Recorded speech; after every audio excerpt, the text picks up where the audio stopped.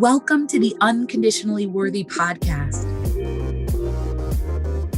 I'm your host, Dr. Adia Gooden, a licensed clinical psychologist who believes deeply that you are worthy unconditionally.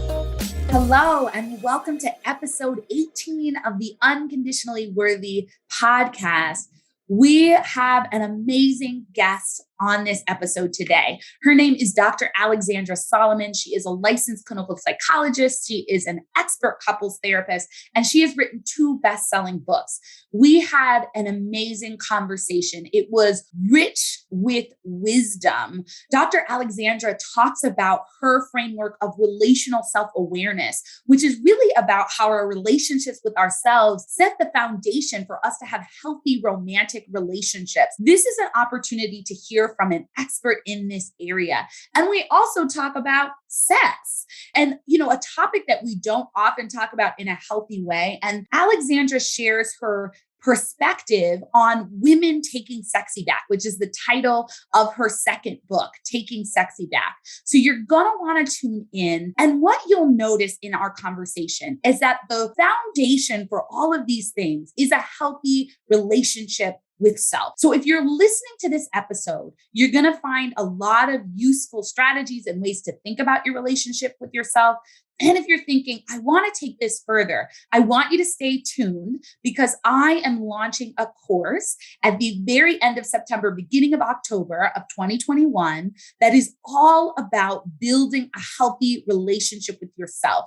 This is an incredible course that guides you step by step to build a healthy, compassionate, accepting relationship with yourself. And so make sure you stay tuned, stay on my email. If you're not on my email, get on my email list. The link will be in the bio.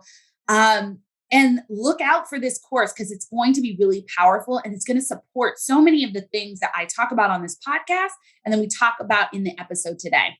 Make sure you listen to the end because it is awesome and powerful. We would love it if you left a review.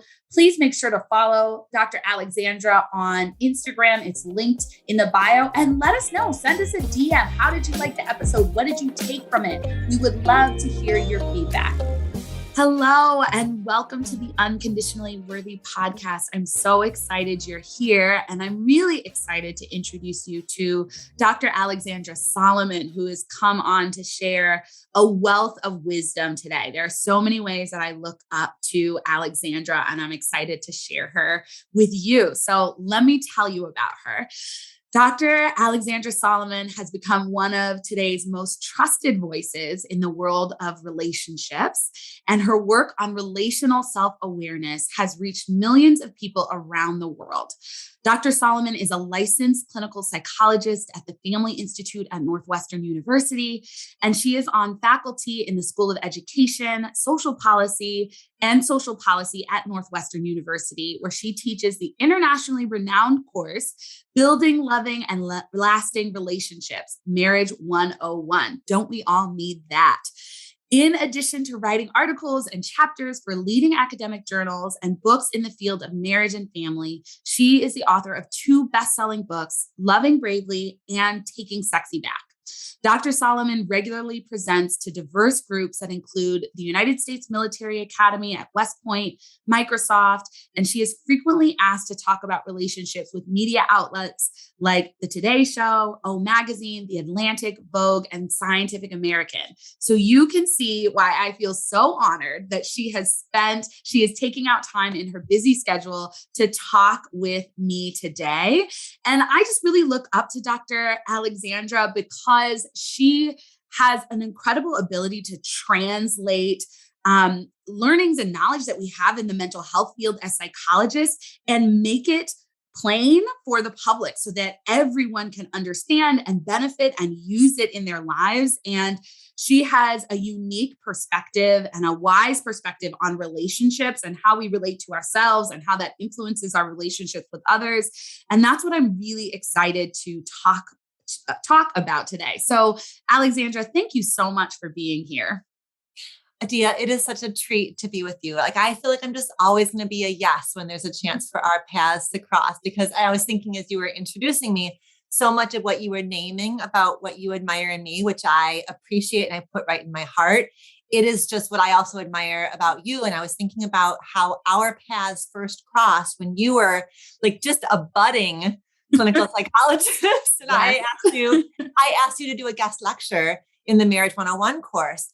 And you just like hit it so far out of the park that like you couldn't even see the park. I mean, I remember you you were lecturing about when love bridges cultural difference, and you wove together clips from Grey's Anatomy. Do you remember this? I remember that. Mm-hmm. And you, it was the April and the hot doctor. Yeah. I don't remember. Where they were bridging a faith difference, right? And it was, and you had used that as your starting point, and you did a beautiful job of bridging the research with what happens in the therapy office. And then this is a class, for undergraduate students. And so you made it all really tangible for them. So anyways, and you've grown from there, and I've grown from there, and we just keep finding ways to be in each other's spaces. And I love it. So thank you. Long way so much. And thanks for giving me the opportunity back in the day to do that guest lecture. It was so much fun. So, I'm starting all of the episodes with guests with a question and an opportunity for the guests to share a little bit about their own self-worth journeys. So I'd love for you to share some of that with us today. Yeah. When we were prepping for this episode and I saw that question, I thought, oh, well, okay, we're just going to go, we're just going to go there. Right in.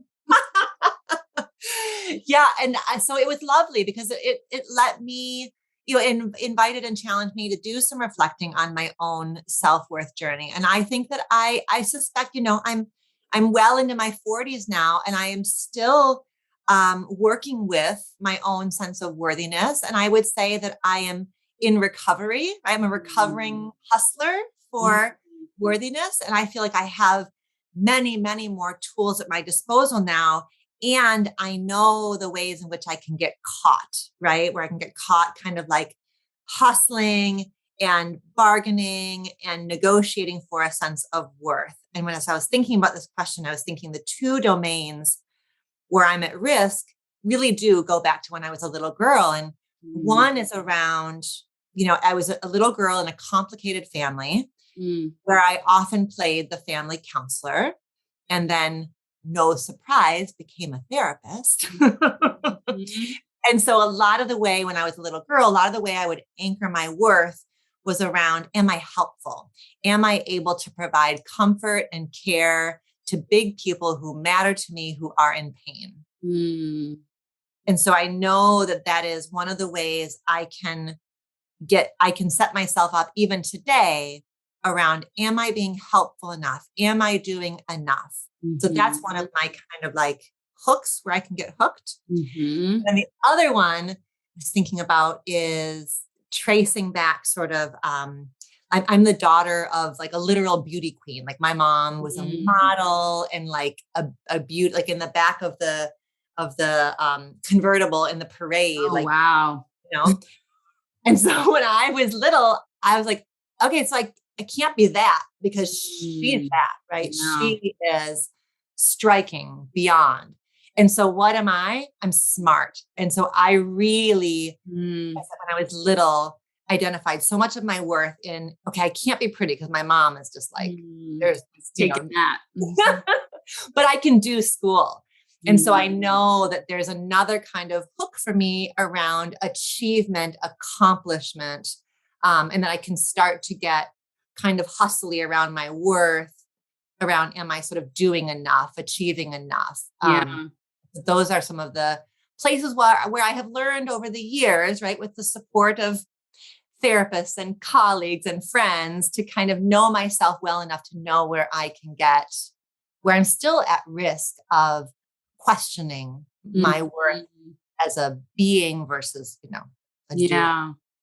I mean, I so appreciate you sharing so honestly. One of the things that I think is really powerful, just about how you framed it, is this sort of observer relationship. Like, I notice I can get hooked. This is the context I came from. This is how I made sense of it as a kid. This is how it, can play out. And I can get hooked by that. there's no judgment of your little self. There's no judgment, right? It's just like, this is what I came up in. There's no judgment of your parents. And I'm sure you've worked through that a lot, but it's just such a wonderful way of framing it because it makes it workable. It's not, oh, I'm awful. I can't believe I got hooked again. But yeah, this will hook me and this will pull me in. And then I'll notice it and I'll have to come back out and then I'll understand, oh, this is why I was being pulled in that way. And it just is such a compassionate way of understanding the journey and that it's an ongoing process and that you may be doing really well with being grounded in your worth and embracing it. And then something might hook you and catch you off guard and that you can notice that and pull back out. And I just think that's such a wonderful way to frame it. Mm-hmm. I love what you're saying too about, in that like observer and you're sort of like naming that process for how we get hooked and then kind of pull ourselves back out. But you're also reminding us that, there are moments in time when we're more at risk of getting hooked and moments of time when we're less at risk of getting hooked. And I know for myself, I'm more at risk of getting hooked around big transitions and new experiences. Mm-hmm. Those are time, right? Which I think makes sense. Like stepping into something I haven't done before, or there's a transition. I'm trying to kind of like orient myself to my life and to my context. And that's when I will start to feel like I'm on shakier ground. Does that land for you? Yeah. And how powerful to be able to know that and anticipate it, right? Because if you can anticipate it, you can say, okay, this might be a challenging space for me. I'm not going to know exactly what to do. I'm not going to know how to navigate.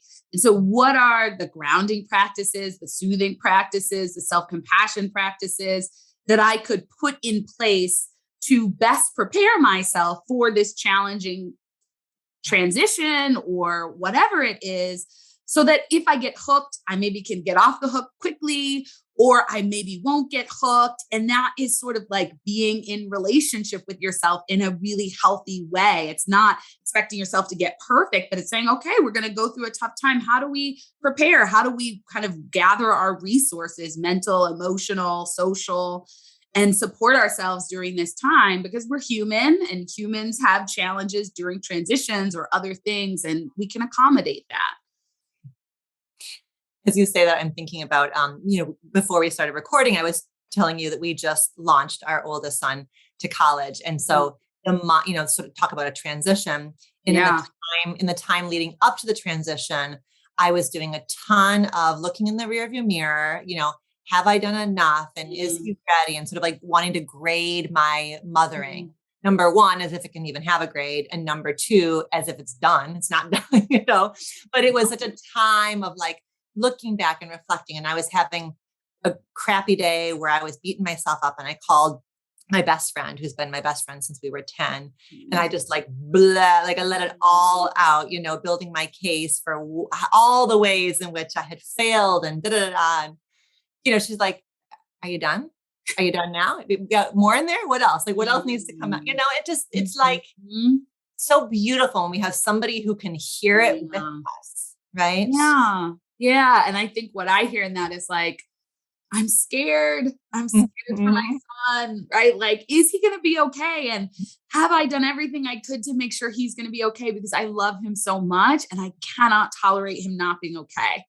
And so now, because it's hard to be in that feeling, I'm going to like go back and say, well, you didn't do that one time. And you said this and, and it's such a common pattern, whether it's parenting or something else we did. It's like, our hurt, our care, our love can sometimes like spur this criticism because it just feels too big to hold. Yeah, absolutely. Absolutely. Yeah. Well, thank you for, sharing that. I think already this conversation is so rich. And one of the things I really want to get into and I'd love for you to talk about is relational self-awareness, because I think that what we're talking about, how we are aware of ourselves, aware of our hooks, aware of all of these things feeds into relational self-awareness. So could you share about that? Absolutely. Yeah. This is I wear a few different hats in my work, right? So sometimes I'm teaching, and sometimes I'm doing therapy, and then sometimes I'm doing this more translational work of translating research and clinical wisdom into relationship education tools. But what I noticed, a number of years ago, is that no matter what domain I was in, I was always basically coming back to this through line that is about what I now call relational self-awareness. The idea that the healthiest foundation for intimate partnership is an ongoing, curious, and compassionate relationship with self. Mm-hmm. And there are so many reasons that we can get into about why, especially in intimate partnership, it is just so easy to say, if you would be different, this problem would go away. Mm-hmm. Or so that's the blame, right? That's the finger pointing, the like, I can see all the ways in which you're to this and not enough this. And if you didn't have this quirk, we wouldn't be having this problem. Mm-hmm. It also can go the other way, which is sort of the shame story of I'm too broken, my trauma is too big, I'm not enough. But in either of those places, the blame space or the shame space, we're not doing what a healthy, intimate relationship needs, which is the ability to look at the dance and the sequence and the pattern, and to kind of hold what I call the golden equation of love, which is my stuff plus your stuff equals our stuff. And when we start to map out that dance and the way in which we, in intimate partnership, we have these like brilliantly complicated ways in which we just set each other off. It's just, it just happens. It's going to happen. Mm-hmm. And that's not, the problem isn't that it happens. The problem is when we don't know what to do with it. So we just get locked into either the blame or the shame. Yeah. So that's what the heart of relational self-awareness is, just inviting people into that perspective and providing tools for how to hold that perspective, how to return to it when we've lost it. And that becomes kind of like the heartbeat of all of the work I do. Yeah. I mean, I think it's so powerful and so countercultural, right? Like it's so counter to how we, in the sort of broader public, see relationships, whether that's romantic or familial or political, right? Like we are so often in a space of who is to blame. You're to blame, I'm to blame, right? Like that is so often the space that we end up in, right? This lack of nuance, this pointing fingers. And I think it's such an important shift that you're helping people make, which is, okay, what's my stuff? Not to feel totally ashamed of it. What's your stuff, right? And what's our stuff, and how do we navigate this? I think, I'm sure you see this all the time in couples therapy. And when I do couples therapy, often a big first step is, how do you get each partner out of the, I'm bringing them here to change so you can change them. So you can tell them that I'm right about them. I think that's right. I tell that story. That example is so true. Every first session is like that. And, I went to the United Center when Michelle Obama's Becoming book was first published, and Oprah interviewed her. And she talked in that event about how when she and Barack went to couples therapy, that was inside of Michelle's thinking bubble, was like, oh, thank God we're here. Now this therapist can help Barack understand how to be a different Barack, right? So, like that was just like, okay, I mean, this is so universal. And this is so like, we need compassion for the ways in which we do this. And we need tools for not getting stuck there. Mm-hmm. Yeah. And it's the research, that the research, the sort of like common factors research, like in the world of therapy, there's, different crews who have different approaches to couples therapy. There's the integrative behavioral couples therapists, and there's the emotion focused therapists, and all those different branches. But when Jay LeBeau and his team looked across all the therapy models, one of the things they found is that every single model for doing couples therapy has some procedure, some way to get people from that myopic view into that relational, choreographic. It's the dance, it's the cycle, it's the pattern. Every approach has a way of doing that because that's what creates pain in couples. Yep. And then the relational frame is what creates healing and new possibility for couples. Yeah. I mean, I think it's so important. Do you have things that you share? I mean, I know you've written a whole book on this, right? Like you have a TEDx talk on this, right? You've talked about this a lot, but for the people who are kind of like, like I never heard of this before, or I never thought about it this way. Do you have things that you share or recommend as like as a starting place to like, hey, start to think about this or start to observe this? I love it. Right. I mean, there's, obviously like tons of resources out there, but I know what I think a really beautiful practice that people can start doing today is something that, Eli Finkel, who is a faculty member at Northwestern, did research years ago where he, basically the short story of the research is that, relationship satisfaction is improved when during a conflict, people stop, they walk away from each other, and they sit and they write down, and you could do this as a note on your phone or an old school writing, where you write down the story of the conflict from the perspective of a neutral third party who loves you both very much. So it's literally like writing, Adia is feeling like this, and Alexandra is feeling like this. And what Adia wishes is that Alexandra would da-da-da.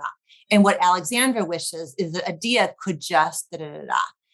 That practice forces the mind and the heart into a more compassionate stance and a more relational stance.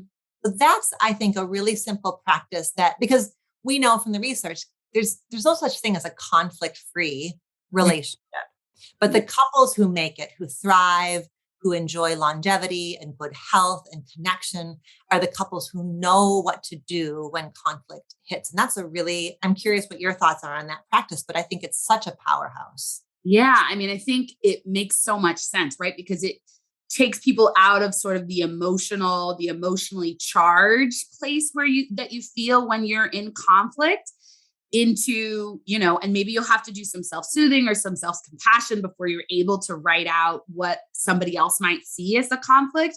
But it takes you into that observer place and also into what are the facts of what's happening, right? And what do I want? What do they want? And that's often what sort of gets muddled in an argument, right? Because people aren't necessarily saying, hey, I'm scared about blah, blah, blah. So I'm wondering about us doing this differently. It's why are you doing it that way?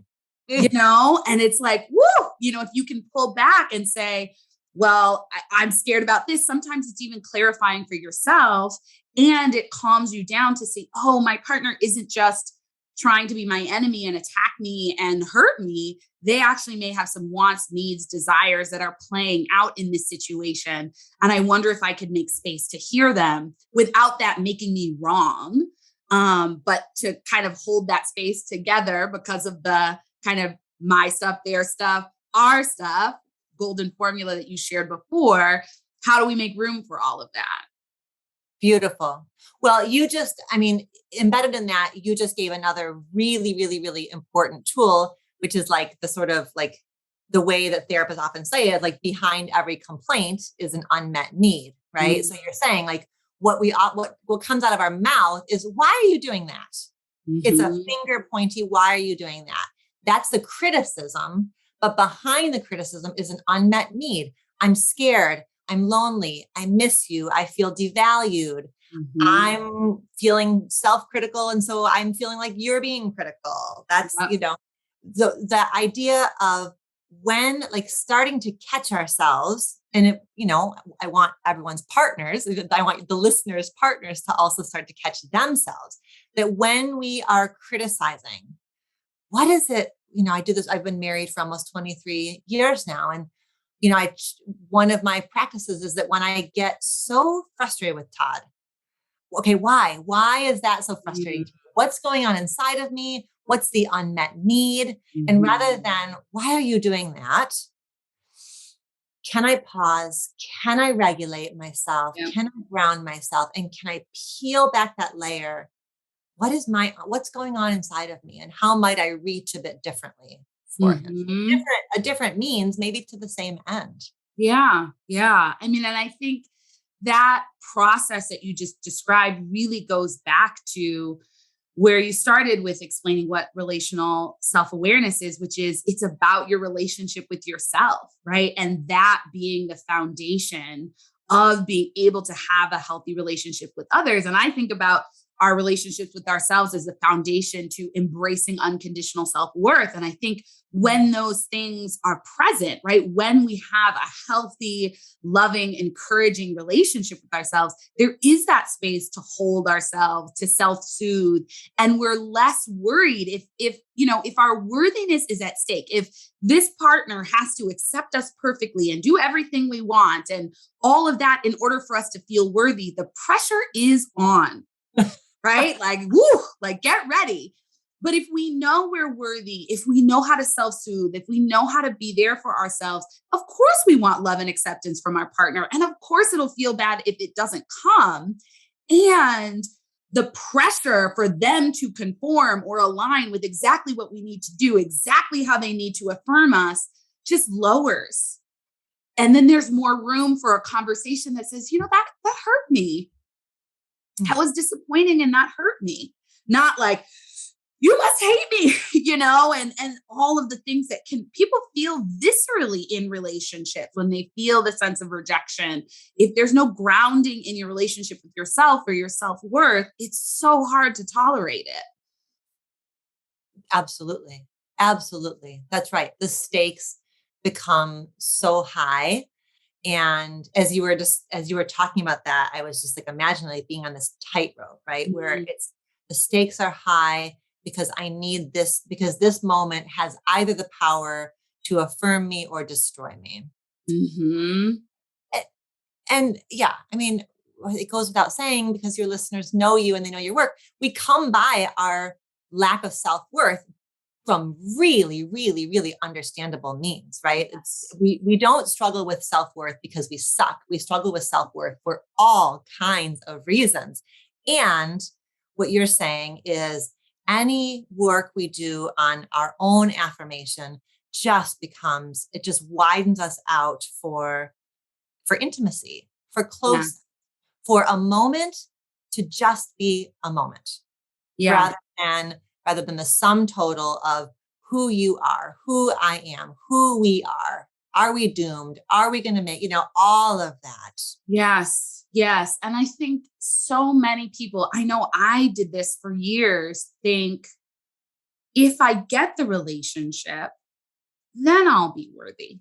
Then I'll be okay. Then I'll know I'm good enough, right? Like I need the partnership, the ring, I need these things. It's this outside in approach, right? And it's just a setup, right? It's a setup for individuals seeking love. It's a setup for the relationship.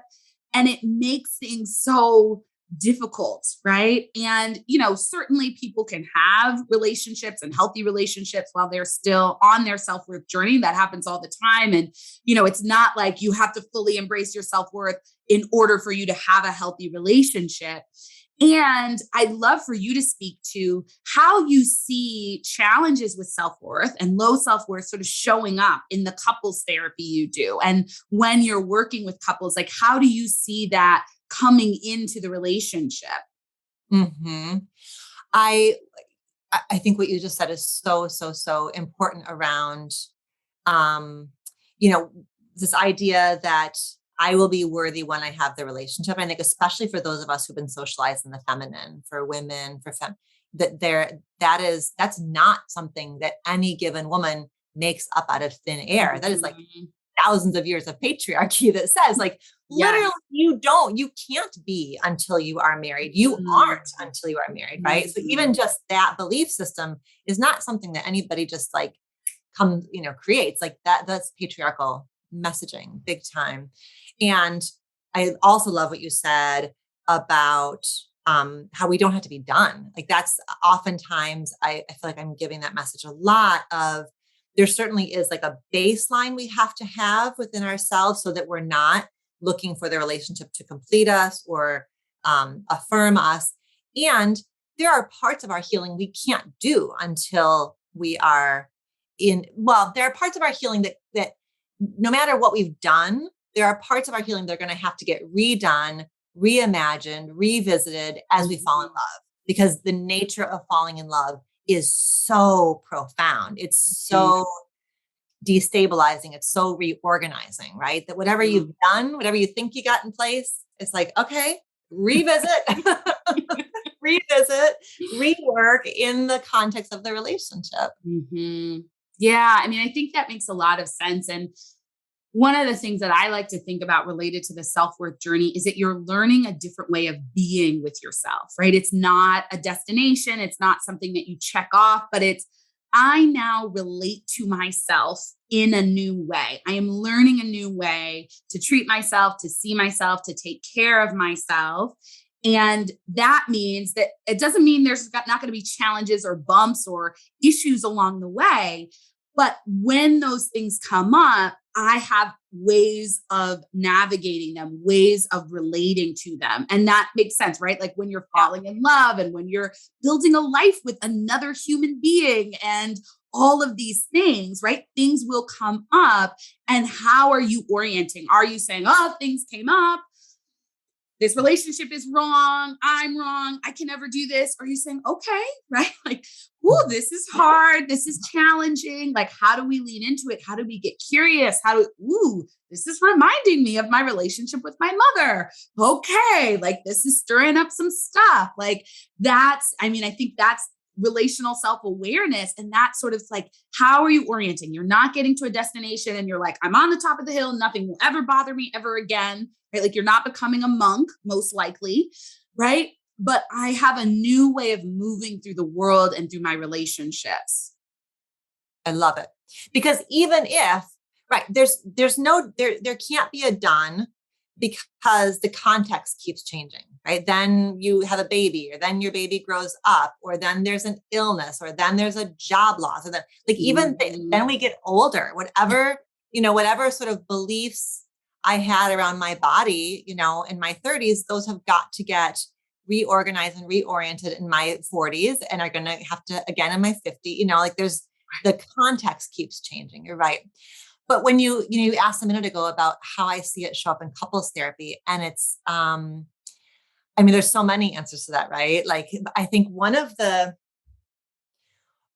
can be really challenging is that because the like projective process, like the idea of if you would just be different, because that gets so strong, I find it's really challenging as a couples therapist to start to invite people into questions of relationship with self, because it can feel really threatening.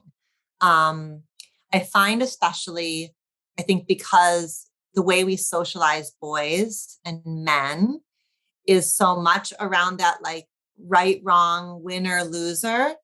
And so I think for men, like the questions of self-worth can play out around that. Like I have to be right to be worthy.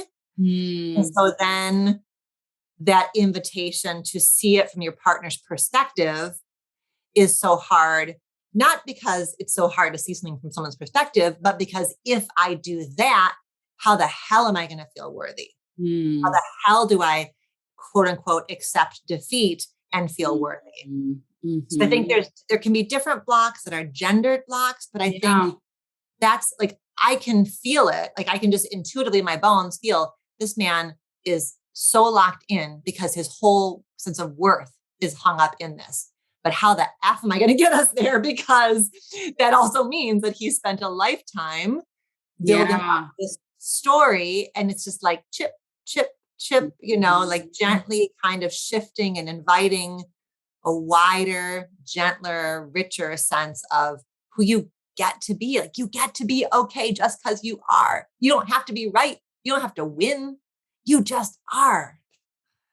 Yeah. No, I think that makes a lot of sense. And I think about some of the couples I've worked with that, the patience and the holding the space for it. Right. And then not like going straight at like, well, you need to think about your self-worth.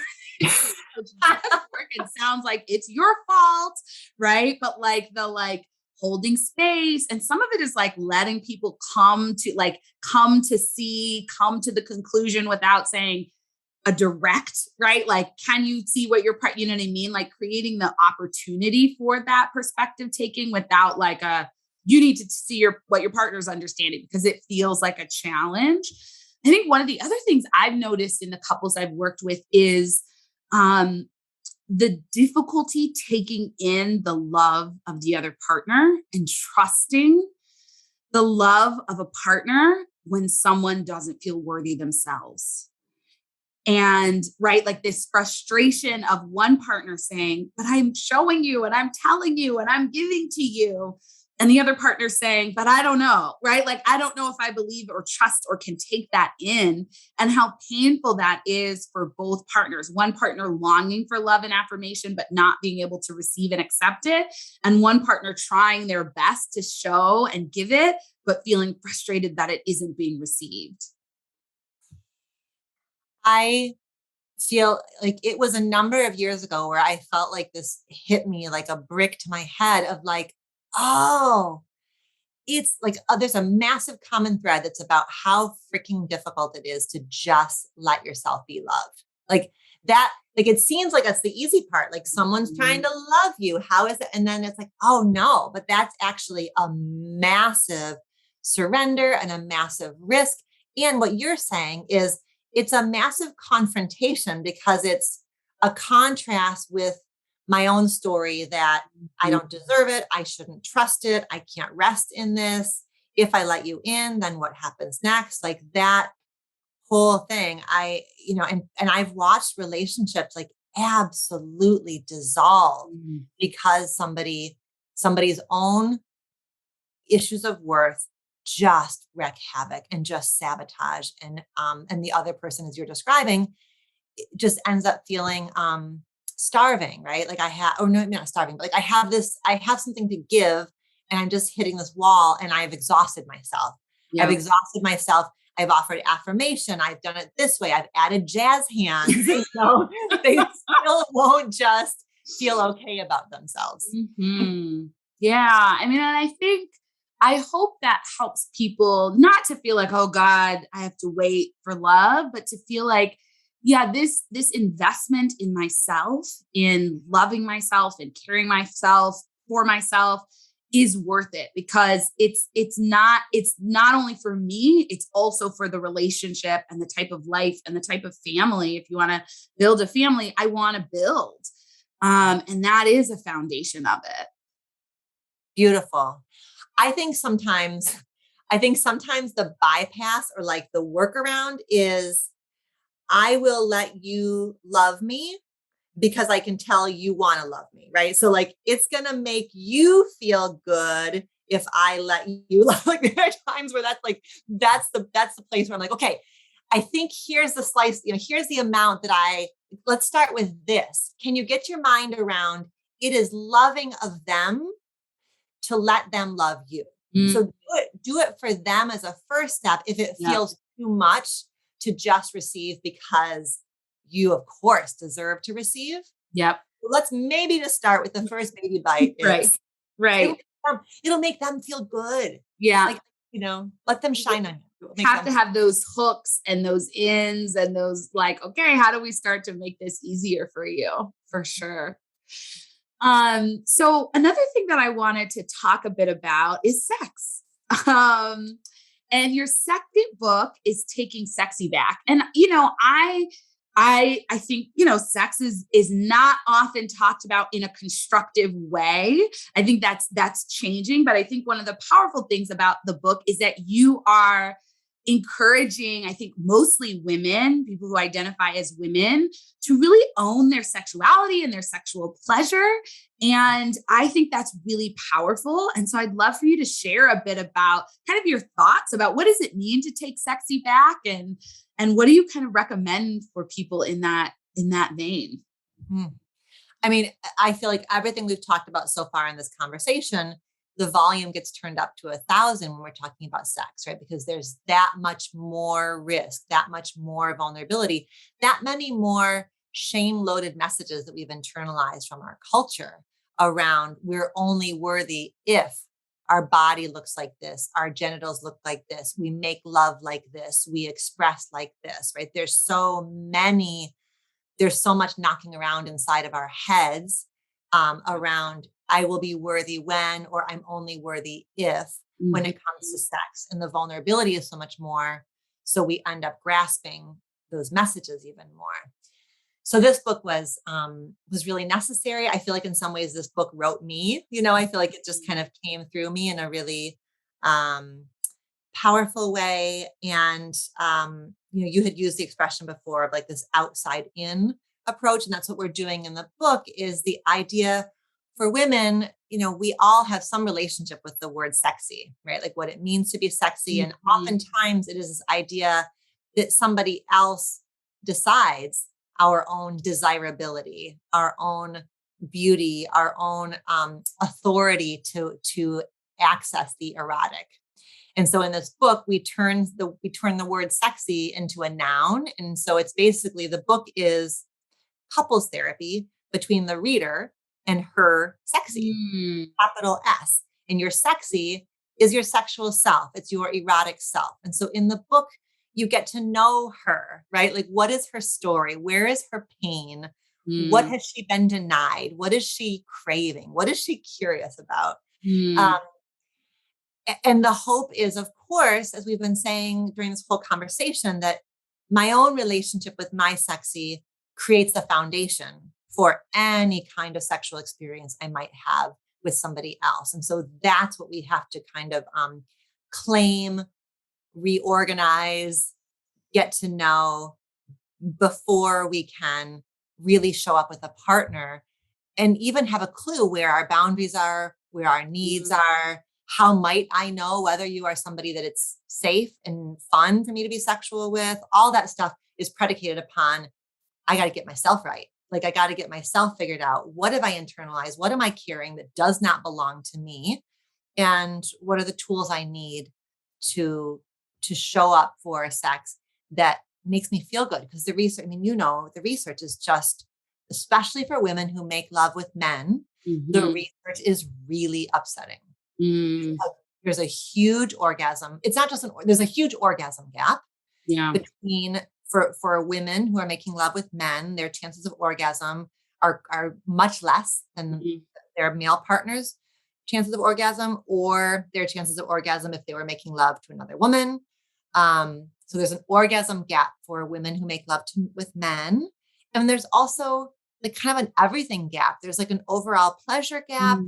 Lots of women tolerate pain and discomfort during sex with male partners. And so it just feels like we need and deserve some time to like journey into ourselves and realize how we've just been done dirty by our culture. We have been given a whole lot of really problematic messages. And I hope it's a book. I have been so touched when I hear about men, especially men who make love with women.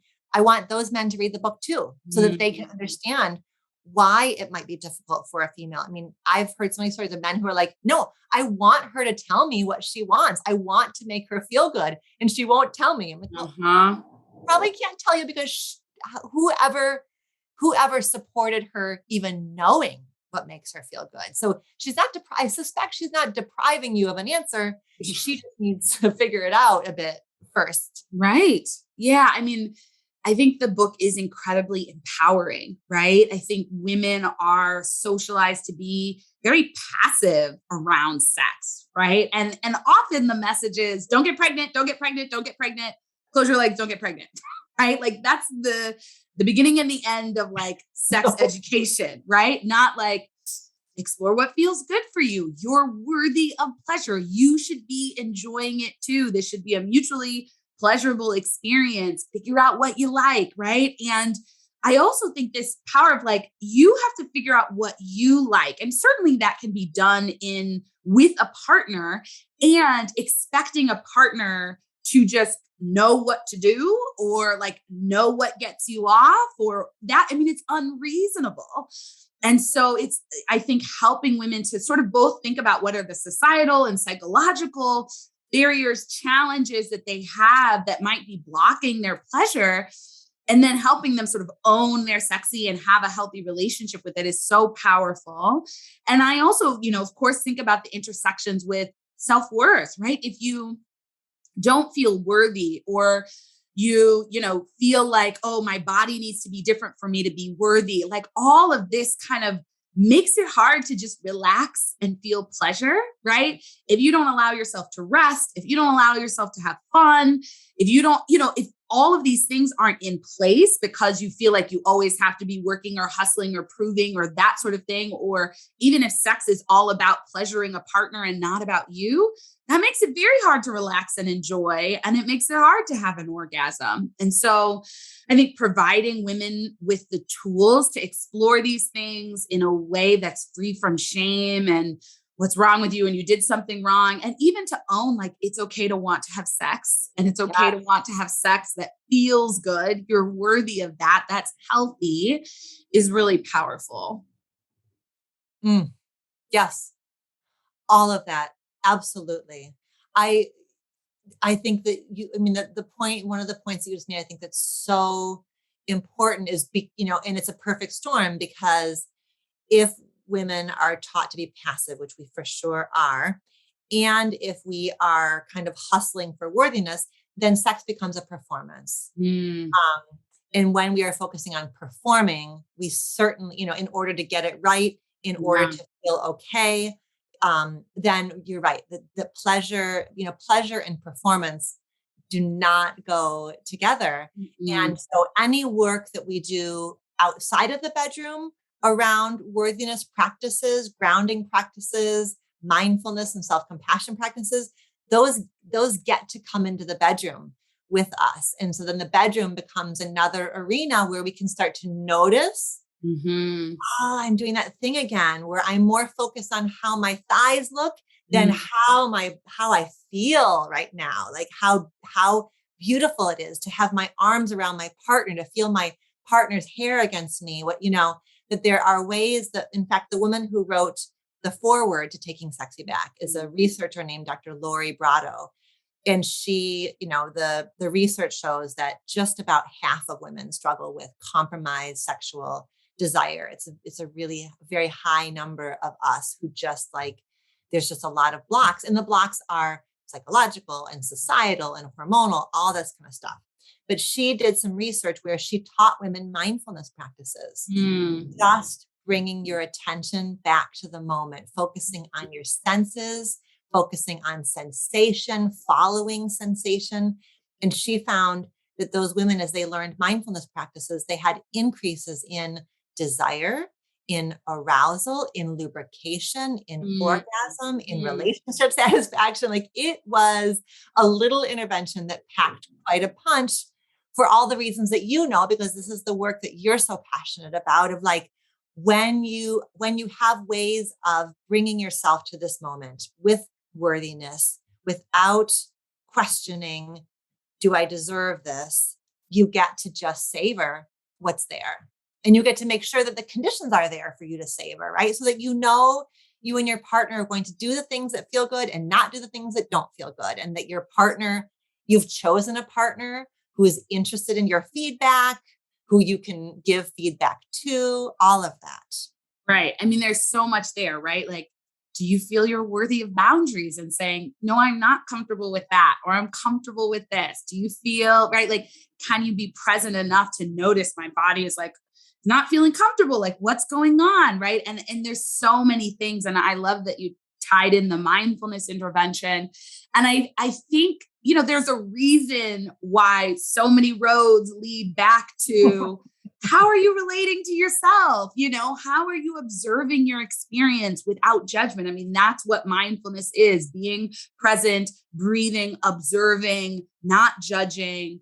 All of those things really help people, whether they're having a sexual interaction or having a relationship, or if they're on the job. Like, having an observational, compassionate relationship with yourself really sets you up well to have the things you want in life and experience what you want in life. So, this conversation has been so rich and I'm so grateful for it. I'm wondering if you have any final thoughts that you'd like to share with the listeners, or any points that you want to just make sure people take away from this conversation. Hmm.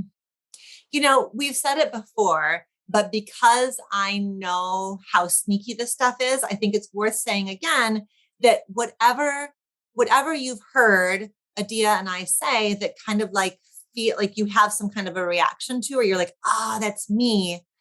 That moment of like, oh, that's me must be met with self-compassion. Like, oh, that's me. And I can see it and I can be so, so, so gentle with it, because I think we can get kind of sneaky as we're doing this stuff and we identify, okay, that's me. And now I've got to, intervene, criticize it, kind of beat it out of me. And so it's like this, it's like this iterative process where when we find a point of unworthiness, rather than beating ourselves up for that point of unworthiness, it has to get wrapped in self-compassion. That's the only way that we heal, right? Is to meet it with gentleness, to like comfort it like you would comfort an upset little kid, right? Yes. That's what these little pain points inside of us need and deserve and are asking for. And it's stuff that we've named, like that big cultural context that informs this, the family context that we grow up in, that those are all like, we come in with all of this and we have the chance to kind of keep working and refining it. Yes, yes to self-compassion. I totally agree. I think especially for those high achievers, right? Like that's a thing for me. It's like, I did something wrong. Okay, how do I fix it? What did I do? Like going into this, like, like overdrive, like, how do I fix it? What do we, it's like, like the first thing is to pause and breathe and be like, oh, baby, that's a hard one. Man, right? And I also think you provided such a great model at our start with like, the family I grew up in led me to have this response and how I made sense of it, because every single one of us has that, right? And often therapy is so helpful in sort of uncovering like, what is it? What was going on there that led me to this way of being and making sense of the world? But we all come by it honestly. And that's what contextualizing it can help us offer ourselves a lot of compassion for it. So thank you again, Alexandra. I know that people are going to want to be able to connect with you, to check out your book. So I'd love for you to share where people can connect with you, learn more about you, buy your books, all that good stuff.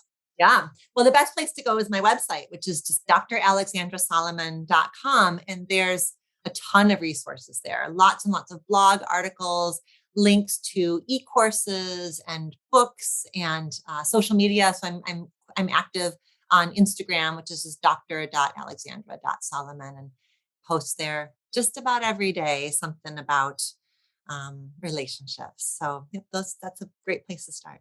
Yeah, great posts. Always great, always so wisdom filled. So make sure you follow Alexandra so you can get in on some of that wisdom. Thank you again so much. I know that the listeners are going to find this so very valuable, and I really appreciate it. It was a treat to be with you. Thank you so much for having me. Thanks.